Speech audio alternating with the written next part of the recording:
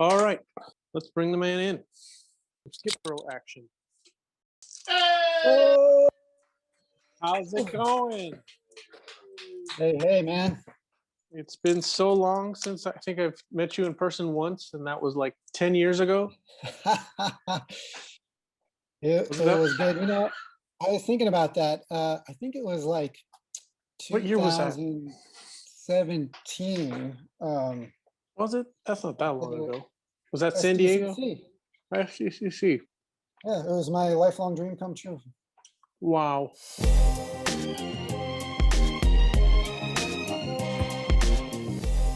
Okay, for people who have been living in a cave and don't know who you are, could you just introduce yourself?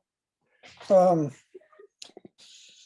Toys. I made some excellent bootleg swag to go with the bootleg themed interview. Awesome. So what year did you start making bootlegs? I want to say I started, it's hard to say what year it is. I can tell you what figure inspired it, and then that can help me pinpoint the time. I want to say it was like 2010, give or take a few years, because it was Killer Bootlegs had put out what might have been his first bootleg. It was, do you remember this one, the Creature from the Black Squadron? It was like a Creature X-Wing fighter pilot mashup. Mm-hmm. That figure just floored me. I'd never seen anything like it. In fact, hang on, I got some visuals. This one. Remember that one? Look at that. I don't actually have one of those. Oh, I don't have one either. I think he only made like 5 or 6. Yeah. I mean, I ended up doing that podcast with Killer Bootlegs, and I told him, all that I am, I owe to you. That was amazing. That figure just blew my mind that people could even make something like that. Right. Before him, it was really psychedelic. Was my first, I mean, everybody's first, I think, exposure to this whole genre, right? I saw his, he did one, do you remember the little green spaceman where he put like Greedo on like a Fisher Price Adventure People? On the astronaut? With the dome? With the dome? Yeah. With the dome that he used from like the vending machine, had a snap-on plastic vending machine dome. That was the first bootleg I ever saw. And I was like, how does this exist? Who made this? What is this? And I emailed him, and he personally emailed me back. He was like, yeah, dude. And you're like, oh my goodness, celebrity. Well, he's like, yeah, I made these for a show. But if you want one now, I'll just send you one early if you want to buy it, Did you buy it? And I was like, yeah. Well, I was like, how much is it? And he was like, it's $100. And I was like, $100. Action figures cost $3. Like that was my point of view. This was before, this is before collecting even exploded. Sure. This is like early 2000s. And so I regret it. I didn't buy that. I didn't have that kind of money back then. I was just was it the one with the 4 on the card? No, here actually more visuals. Look at that. One. Oh, it's the bagged in header. Yeah, released in a baggie. Yeah. And he did a whole run of them. Those are fantastic. So your first introduction was the Sucklord, obviously, but Killer Bootlegs is the one that inspired you to go out and actually do it yourself. Yeah. That was in the whole, he was following that trend of, when people were using all the airbrush monster color, the candy colored resin painted figures that they all look like Jolly Ranchers, right? You just wanted to eat these toys up. Sure. And so inspired by him, and I went and made my own bootleg in true bootleg fashion. I took his creature idea and I put a creature head on a Boba Fett figure. And that was my first figure that I ever cast. And was that packaged? Was that in the Polish packaging? No, I didn't even sell this. I only made one. Oh, I see. And because I was just doing it for myself. Got it. And all of my friends at that time, both in real life and virtual. This is before Instagram, so this would have been like on Flickr. Right. oh my Flickr friends were like, dude, that's so sick. You got to make that. You got to make that. And so I ended up not doing the creature one, but my next figures, I really wanted to do the Polish Boba Fett, right? Everybody has, like worships that Polish Boba Fett. Sure. And I never had one, so I did a, Boba Fett with the biker scout limbs. And And I think that's the first figure that I ever bought from you. Those are the ones that came in the little boxes. yeah, that's the first figure I ever made. And I remember it was super annoying because they were blind bagged and I wanted a complete set. And I was like, dude, this is fucked up. Like, like buying a $10 blind bag toy or a pack of cards or something and not knowing what you get, that's fine. But I don't know how much they were, $20, $25 or something like that. And, Yeah. And then it's like, you want me just to buy them at random? What if I get doubles? I want all of them. You must have thought I was a weirdo. But I will say that what was interesting about your work is I was kind of, it's you and maybe one or two other artists that sort of pushed me over the edge, because I had been collecting psychedelics since the beginning. And I was trying to decide whether to go down this rabbit hole of like other Star Wars bootlegs. And I saw your work and I was like, I don't know, I don't want to do it. I just want to collect psychedelic stuff. This just, and then those Polish bootlegs really was the box that they came in. And then you did the carded ones. And then, I have a photo of that one too. Yeah, did this. yes, These in the ones different folded. colors. And they were in different colors, and the cards were in different colors. And then on the back, I kind of had all the colors. Now, am I remembering something in a droids package? Yeah, I did R2D2. That was the second figure. Second figure, I think so. By the time that one came out, then I think I was hooked, and I think I was sort of like pot committed. Like, this is my thing. I'm going to collect Star Wars bootlegs from now on. I'm going to devote my life to this, and it's all your fault. Well, I have to tell you that this is the Jack Nicholson, Michael Keaton scene between us here, because it's like, I made you, you made me first stuff. Because so I did that figure, and I did a run of 30, right? Because that's what those guys do. That's what Killer Bootlegs does. That's what Psychedelic did. That almost killed me. Like, and it took me forever to sell 30 figures. And I'm like, I'm never going to do this ever again. But then it was like, you bought a bunch of figures from me. Well, they were 30, but they were all different colors, correct? Yeah, they were all different colors. So I bought like 10 of them. Yeah, you bought a whole bunch. And I recouped my costs from all of the material supplies. And then this guy, Matthew, who is a big collector of psychedelic, he bought a bunch from me. And then this other Star Wars nut I know, Ian, he bought a bunch. This guy I met, Israel, who's a huge Star Wars nut down in California, art director. He bought a bunch, and it was literally that group of guys that kept me going, okay, like I could do this for myself and break even doing it, and maybe even make a little money to feed my addiction and my collection. So what you're saying is that had I not bought those figures, I could have actually saved myself a lot of money in the long run. Absolutely. I mean, I would have petered out. I'd be sitting here at home with like 30 of these still in my dresser drawer. Now, for a while there, well, before we get to that, let's just talk to you about you as an artist. Have you always been a creative person? Like, were you always searching for a medium to express yourself before you landed on the action figure, or? I mean, yeah, in this, like anybody our age, right? A child of the 80s, product of the 80s, which was that perfect amalgam of like creativity and marketing and product superiority and like cohesive product branding.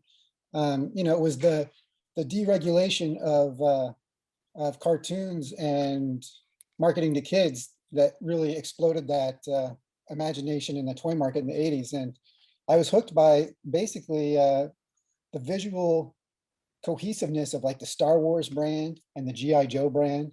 And that really set me on this path to becoming a graphic designer. I was drawn more even to the packaging than to the toys. I mean, the toys were awesome and I loved the toys, but the way the toys looked in the packaging, you know, like I saved my packaging. I saved a lot of boxes and my mom thought I was crazy. You know, I like flattened all these toy boxes and put them under my bed.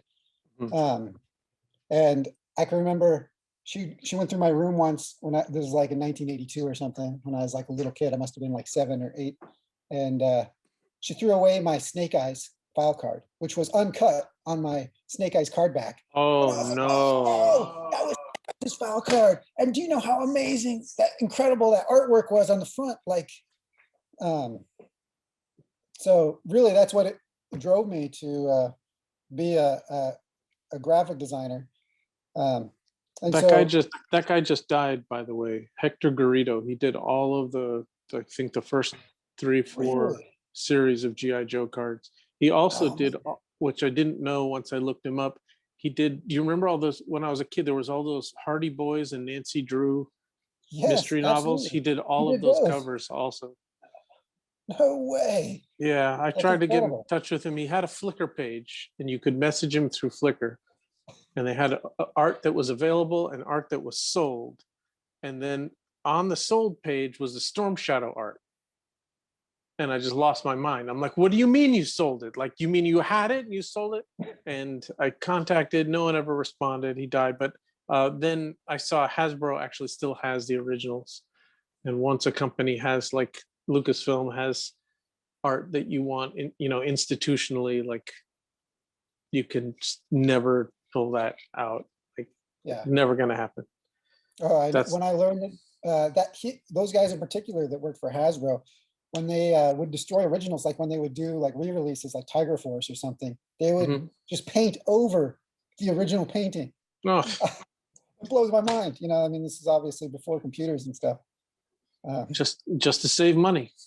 Yeah, it's crazy.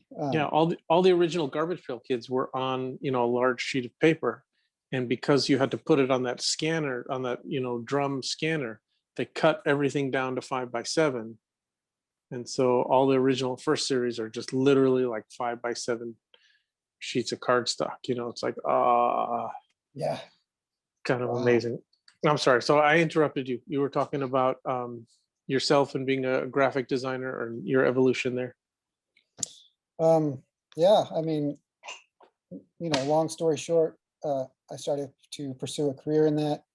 You know, I have a cousin who's a filmmaker. And he knew a lot of people who did plays and made short films that they self-promoted. And so I started doing lots of posters for that kind of work. And eventually, you know, I started getting paid for some things, you know, doing like VHS cover sleeves and DVD covers. And that led to a couple of jobs. And a couple companies later, I landed a gig at a footwear company that shall not be named. Would you say know, that this is one of the largest footwear companies in the world? Yeah, if not the largest. But okay. The big monster, the corporate monster. Right. And you know, I've been there for 20 years, and I do everything from, you know, websites to books to posters to, you know, flyers to emails to, you know, whatever presentations. I love it because everything is varied, you know, and like there's no two projects the same. And I didn't realize where that inspiration came from, how I landed in that career, until I met this comic book artist, Jeffrey Verege, who was working for Marvel at the time. And he was doing like Native American, he's Native American, he was doing Native American inspired Marvel characters cover art. And we got to talking, and he was just said, yeah, he's like, G.I. Joe is what inspired me to become an artist, you know, in Star Wars. And I realized I was in the same boat. That was exactly me. It was, you know, that was the packaging. And then I went back to my folks' house, who had all of that stuff still stored in, you know, in that storage space that's under the stairs. And I pulled out all of these boxes of, you know, G.I. Joe packaging. Your stuff, except for your Snake Eyes file card. Except for the Snake Eyes file card. What which the I still do fuck? have to this day. Wow. I have a funny unrelated Snake Eyes story. So I got to time travel when I was a kid. I've been nostalgic probably since I was 5 years old. Like since I was 5, I was nostalgic for the past, right? And I can remember when Tiger Force came out, and I was like, oh, here's my chance to buy Duke and Flint, you know, characters I passed on back in the day. But I'd always missed that 1985 Snake Eyes, right? The one that came with the wolf, like the most iconic G.I. Joe figure of all time. Sure. I miss him because back then, you know, there's no internet. You had to find him in the store. And if you didn't find him, you didn't find him. Well, my mom, she's an immigrant. We went back to Holland in like 1988, and they had G.I. Joes. They just introduced them. Wow. And they were like 5 years behind. And so I found Snake Eyes there in a toy store with like Dutch packaging. And I couldn't believe it. As a kid, my brain was melting. And I bought him, and it's never been the same since. Do you still have that one? I still have it, yeah. Is it in the package or you opened it? No, I opened him up. I had to play with that. I try not to replace my, I have a huge toy collection, of course, but it's not mint. You know, it's all of it is played with. Sure. All of it is open. But I saved the packaging for some bizarre reason. I mean, I don't think it's that bizarre because, I mean, knowing who I am, but I'm just saying in who you are, that sort of makes sense, right? Yeah, this is exactly why bootlegging was so appealing to me, because it was not just about, you know, remashing the figures and coming up with something new, but that fit into that past box, you know, but it was also about coming up with that packaging, you know, and that card. And if you look at my collection that I've done here, I think I'm up to like 66, 67 figures. Yeah, you're one of the most prolific guys out there. I have boxes of your stuff. Like a third of those are collaborations with other artists. You know, I mean, Tim Barron, who I've worked with on a bunch of projects. I mean, he just did a figure for Super 7. He's got card art that he did for Super 7.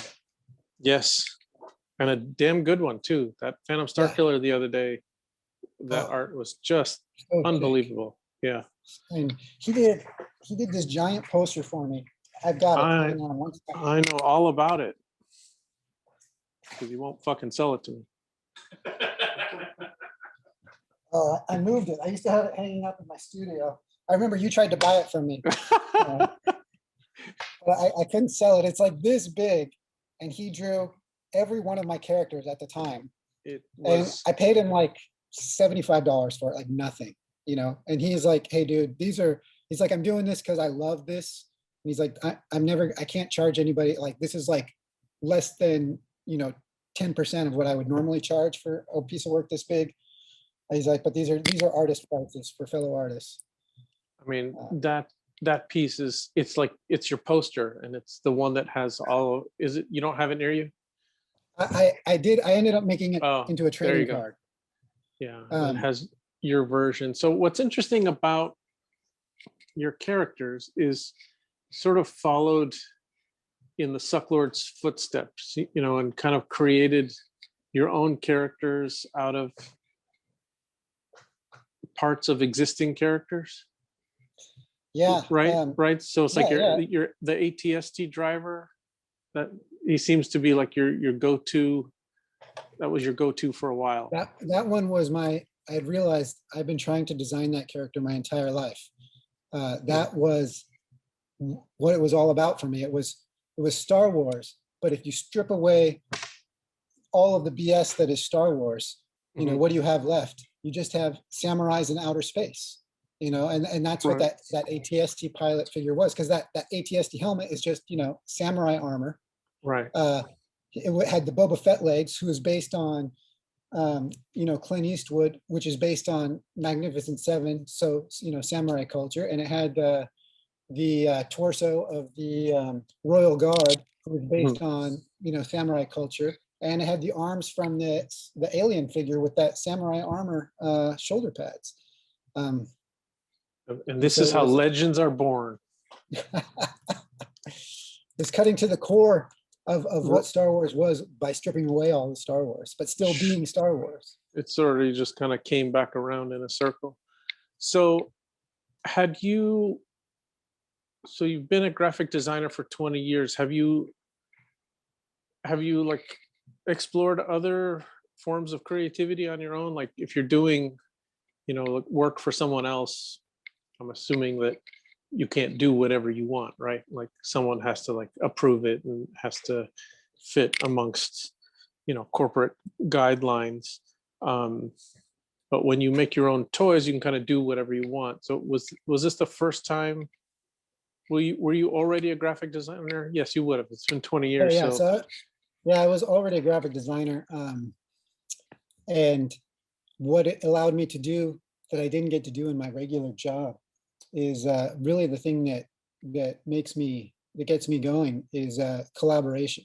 You know, there's this partnership with another artist and you both have ideas, or you show them something and that inspires them to do something, which then inspires you to do something. And there's this like immediate feedback loop that you don't get when you're working alone. And that's why so many of my projects really, you know, has started out as collaborations. I had an idea. But tell me about the collaboration. Sorry to interrupt you. Because are you creating the character first and then you're asking someone to paint it for the card? Or Yeah, I mean, is it was one inspiring? Is it also kind of circular? it is circular. Usually I'll have like a character, you know, parts that I like I'll do a combination that I hadn't really seen before. And I'll be like, oh, I like this combination. I don't have a colorway or I don't have a name for this character yet. And, you know, I'll show it to somebody who I'm, you know, another artist, and he'll be like, oh yeah, that looks like, and he'll like say some very great bootleggy name. And like, that's it. You know, like, you want to work on you want to paint that for me? Or sometimes I'll work with another artist to paint the figure. And you know, I'll cast them all and then box them up, ship them to him. He'll get them and he'll paint them all and then ship them back to me. That's what I did with a couple like robots. This is I think one of my pinnacle collaborations. It like just came out like knockout gorgeous. Each piece felt like a you know, a Sideshow Toys collectible. Sure.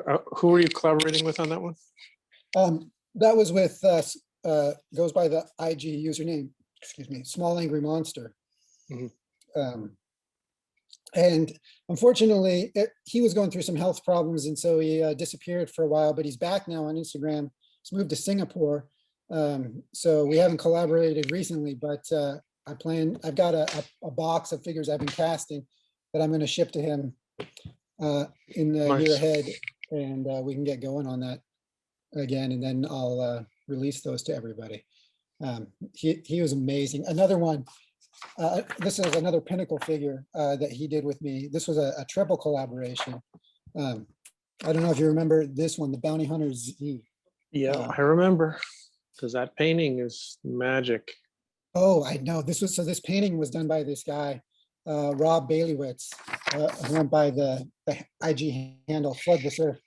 Yeah. And he was inspired by Micronauts, by that Ken Kelly artwork. And he could have been Ken Kelly. He was that good. And it was the first time for me that I worked with another artist. It took him like months to paint this painting. And he showed me like a ink and pencil sketch he did. And I thought it was the final thing. I was like, that's amazing. Send it to me. He's like, no, this is like, no, that's the preliminary, right? Yeah, he's like, that's just my sketch. He's like, it's going to be a full oil painting. Unfortunately, he passed away a few years ago. But his stuff is unparalleled. I've never seen anybody since the time of the 70s, you know, in the 80s. Yeah, that dude was magic. I think I have the original for that one. I remember. Yeah, I think that painting. And yeah, his. How much did you pay for that? Can I ask you? I don't recall. It was. What was his Instagram handle? Flood This Earth. Flood This Earth. I'll tell you. It's around anymore. Because I think we only communicated by Instagram. I mean, his account is still active. Oh, is it? Wow. I mean, yeah, I mean, his very last post in 2017 is like 200 comments, and it's just like everyone's just commenting about him dying. But yeah, our messages. No, we must have spoken by email. It was not a lot, hundreds of dollars. And his pencils were just, I mean, Oh yeah, I remember. He did crazy stuff. his pencils were so, even his loose pencils. I think I have this painting too, that Bosque that he did with Falcon Toys. Yes, that was amazing. That was a great figure too by Falcon Toys. I remember I wanted to bootleg it. That's yeah, it's pretty awesome. Yeah, really talented guy. So sad that he passed. So what I was asking before is, was making toys like the first time you sort of like went out on your own and did something creative outside of work for the sake of doing art?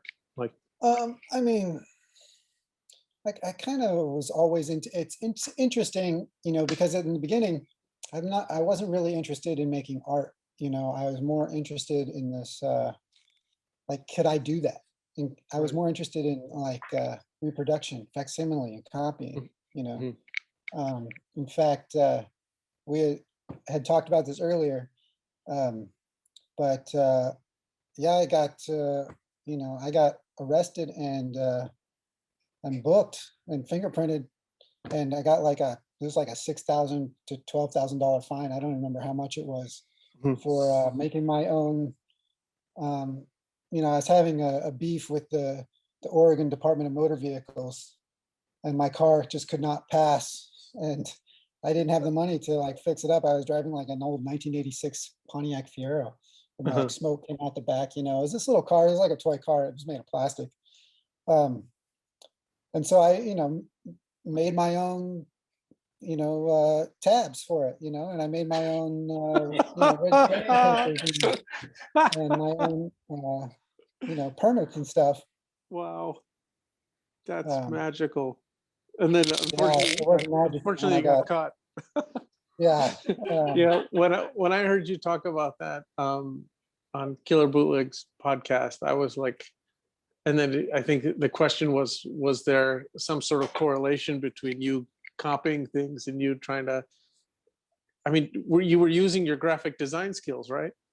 Yes, yeah. I mean, I was. It was like there was a genuine love of doing. It was more about the process. It wasn't just sticking it to the Department of Motor Vehicles, which I felt like I was, wanted to do. sure. But it was also, could I do it? I mean, and I would make parking permits, so I could, park in places and hang it in the window. That's amazing. And And so how'd you get caught? I was actually leaving my girlfriend's, who's now my wife, and I ran a red light because I was running late, and a cop pulled me over and was like, "What's this?" In my window and my tabs, and like I should have like pulled down the paper and ate it, right? Right. Because it But would have been better if you just didn't have your registration rather right, than right. fake It one, would have right? been better. It would have been a less fine. Right. But as it was, I had been driving for a year or months without registration because I had my fake registration. Right. Um, Sorry for laughing, but the reason I texted you, I wanted to know if you were comfortable talking about that, is because it's an amazing story. I mean, it's like from then till now. I mean, that's, well, and so get this, I find out later, from my dad, I mentioned my mom came from Holland. Well, my dad, he's a born New Yorker, and he didn't have a great home life, and so he ran away from home when he was a little kid and lived on the streets a lot. And he ended up stealing like 300 cars before he was 20. He was like an incredibly prolific car thief, wow. like throughout the 60s. and into the 70s. And he the final car he stole, because he was so cocky, they stole a cop car. And they drove it to a golf course, and they started doing cookies on the golf course in Burnout with the cop car, and with the lights on and all that stuff. Wow. After he ended up getting caught for that. And then they threw him in jail. And so he actually had to do some hard time for a few years. And then this was in like the late 60s, I think, because then Vietnam started. This might have been the early 70s. And they came to him and they were like, hey, man, we'll let you out on parole if you want to go to war. Yeah. And he was like, all right, send me. Wow. Magical. So, but he only got convicted for that one cop car. The 299 cars before that. But you said he was doing donuts. Like, was he doing it for fun, or was he trying to make money at this? He was just doing it for fun. I mean, Dukes of Hazzard. Like, Yeah. He has done all of those stunts. He has done all that stuff in real life. And he would tell us stories about this as a kid. But he didn't mention that these were not his cars, that he was doing this. He was taking it up on 2 wheels and all that stuff. So what age were you when he finally told you? Oh, yeah. I mean, I was like 20. Wow. Yeah. That's magic. And it wasn't like he was driving the cars to a chop shop. He was driving the cars to like do the stunts that he had seen on Dukes of Hazzard. Right. I mean, they would trash cars. I mean, he would get them up on 2 wheels, and drive sideways. Can you imagine if you had your car stolen and you're standing on the, you go and you see like your car going by and it's like doing some Dukes of Hazzard shit, like. He can drive any vehicle to this very day. Yeah. And the reason he ended up out here out west is that, so, after he got back, he opened a bar in New York and ended up punching out, getting a fist fight with a cop, punched him out, which was like, he's like, this violates my parole. I'm going to get arrested, go to jail for the rest of my life. So he's like, I got to escape New York. And so he hitchhiked across the United States to get as far away as he possibly could, and ended up in Portland, Oregon. Wow. Crazy. And then is he still on the run, or like has that all passed? Funny story is, so when I was a kid, I'd go with him to work. He was a tree climber and would also do like landscaping and stuff for these rich old white guys, that had these giant mansions and stuff. And like he'd take us kids out, my brother and sister, and we'd just play, in these gardens while he did the yard work. Well, these people would call him by a different name. They'd be like, hey, Ken, how's it going? And this was, and as a kid, you don't question it. You're like 6 years old. You're like, oh yeah, this guy calls my dad Ken. I don't know why. Right. But, I learned, years later, that's because when we were kids, my dad had an assumed name.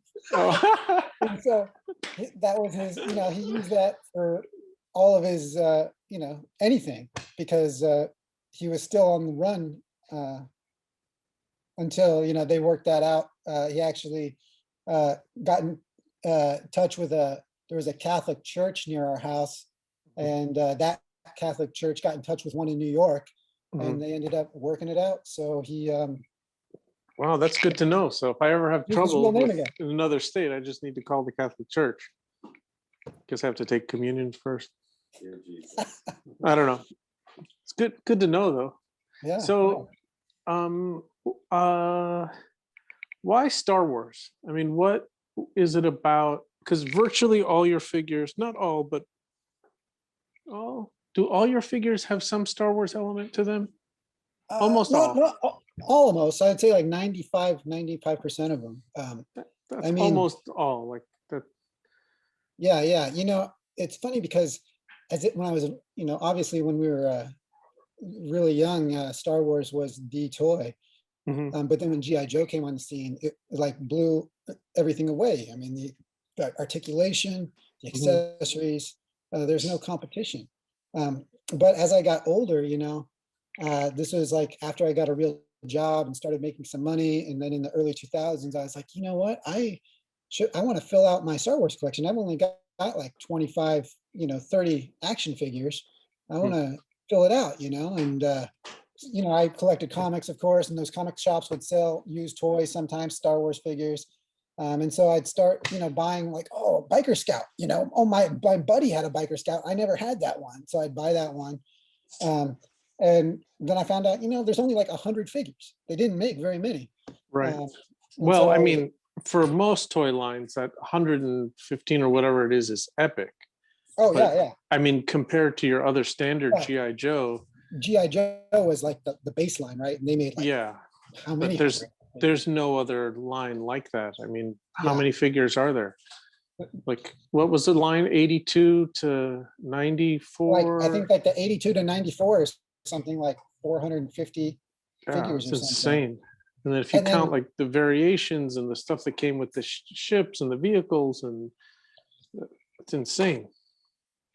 Yeah, I mean, there's no way you could collect all that.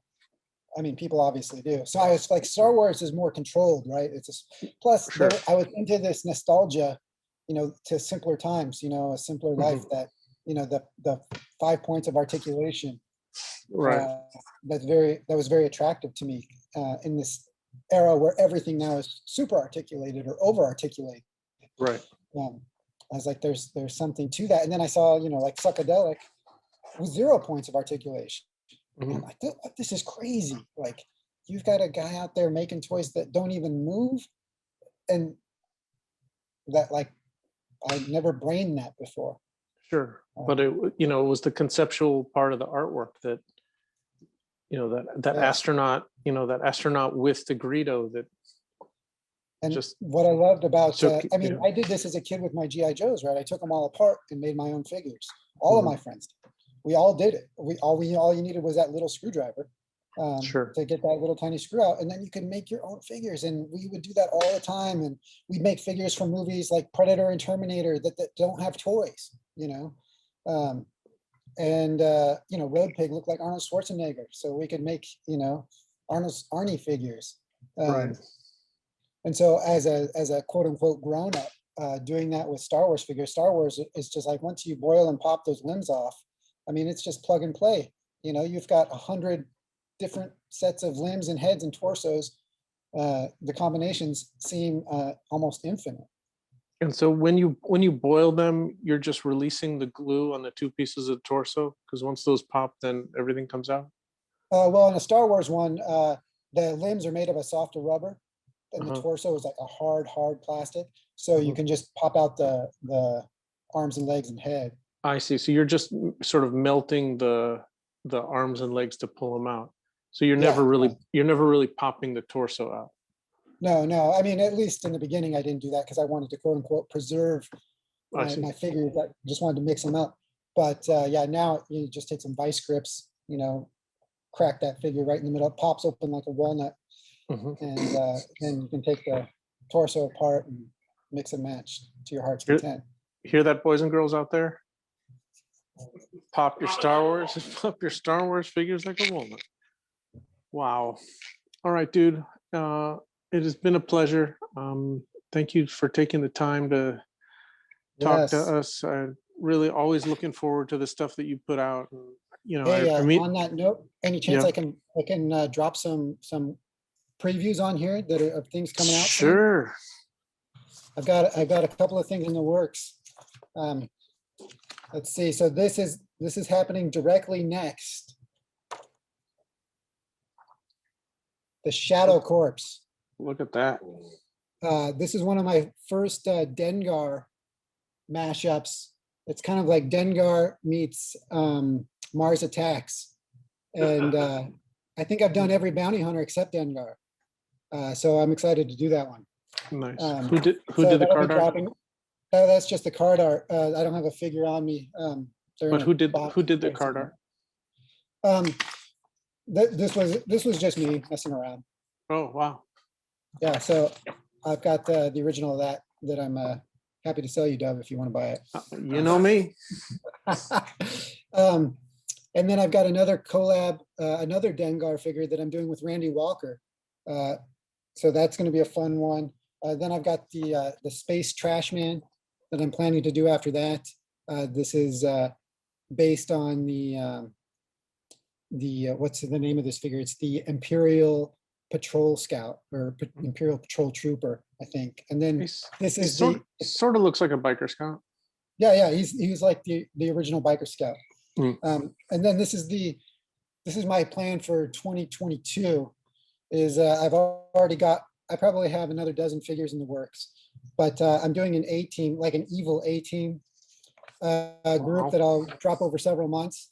It's Grand Moff Tarkin and the Star Hunter.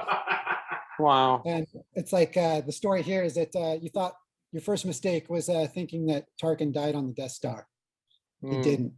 And so this is his band of, rebel hunters. Wow. That's amazing. So lots of stuff happening in the works. But keeping me busy for years. Can just imagine like Peter Cushing like walking around with his cane and a laser pistol. I'm just messing with you. All right, dude. Thank you so much. Really appreciate it. And absolutely. Thank you. Keep up the great show. It's been amazing. Fantastic. Thank you again. We'll talk to you soon. Peace out. So cool.